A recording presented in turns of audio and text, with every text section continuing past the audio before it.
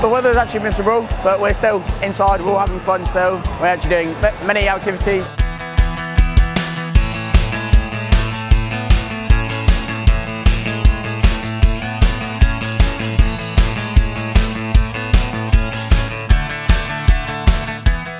Been doing hula hooping and been on the bouncy castles and getting to know everybody.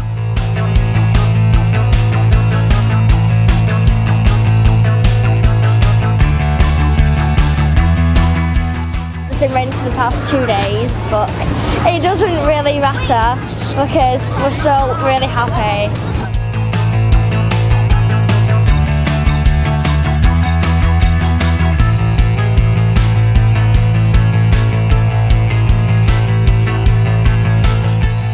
Dancing is getting everyone involved, everyone's having fun.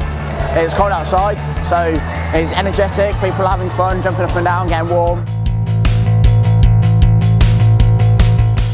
The weather, it might be shocking, but we're all still in good spirits. That's what I mean, and that's how the camp's going to be.